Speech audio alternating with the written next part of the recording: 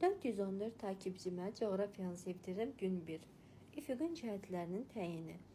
Üfüq nədir? Üfüq gözümüzün görə bildiyi ən uzaq açıq sahədir.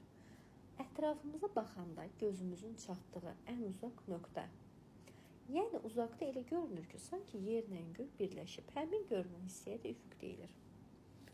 Üfüqün əsas və araq cəhətləri vardır. Biz bu cəhətləri hər hansı bir açıq ərazidə istiqamətləri daha rahat tapmaq üçün istifadə edirik. Əsas cəhətlər hansılardır? Şimal, şərq, cənub, qərb. Araq cəhətlər şimal və şərqin arasında yerləşən cəhətə araq cəhət deyilir.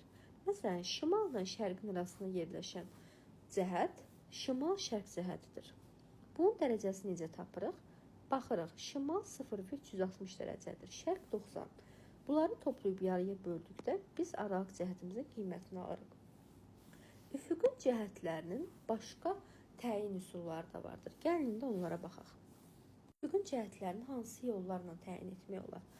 Kompasa görə, qınamona görə, günəşin çıxıb batmasına görə, qütb ulduzuna görə, daha sonra planın kənarında çəkilmiş şimal və cənub oxlarına görə, qlobus və xəritələrdə dərəcə toruna görə. Dərəcə toru nə idi? Paralel və meridianların kəsişdiyi nöqtələri deyilirdi. Müasir dövrdə necə təyin etmək olurdu? Avtomobillərə quraşdırılmış GPS-lə, mobil telefon, planşet, kompüterlərdəki xəritələr vasitəsilə. Dedik ki, üfüqün cəhətlərini məhəldə başqa yollarla da təyin etmək olur. Məsələn, kompasa görə, qınamona görə, qütb ulduzuna görə. Qütb ulduzuna görə dedikdə biz bilirik ki, qütb ulduzu həmişə şimal nöqtələrində yerləşir.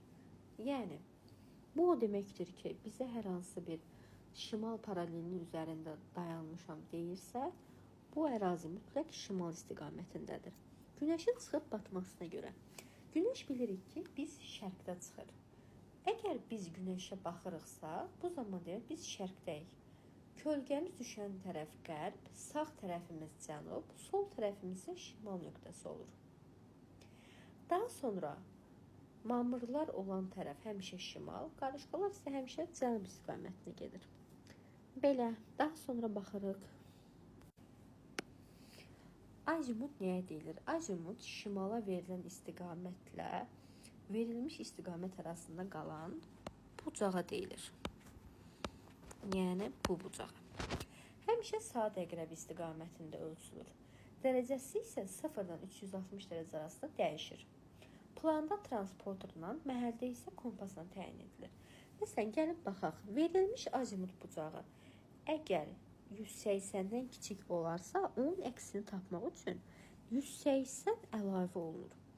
Məsələn, 40 dərəcəlik azimutla hərəkət edən səyyah geriyə ən qısa yolla 40 üstə gəl 180 dərəcəlik azimutla qayıdacaq.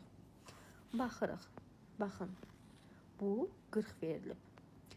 Biz bu yolla gedən səyyah ən qısa hansı yolla qayıdar? Təbii ki, bu istiqamətlə. 40 üstə gəl 180. Niyə? Çünki bizə verilmiş ədəd 180-dən kiçikdir. Verilmiş azimut bucağı 180-dən böyük olarsa, onun əksini tapmaq üçün verilmiş azimutdan 180 çıxmaq lazımdır. Məsələn, 230 dərəcə azimutla hərəkət edən üzvlər geriyə ən qısa yolla 230-180 dərəcəlik azimutla qayıdacaq. Baxırıq, məsələn, 230 dərəcəlik azimutla gedib hansı ilə qayıdacaq? 50. Belə.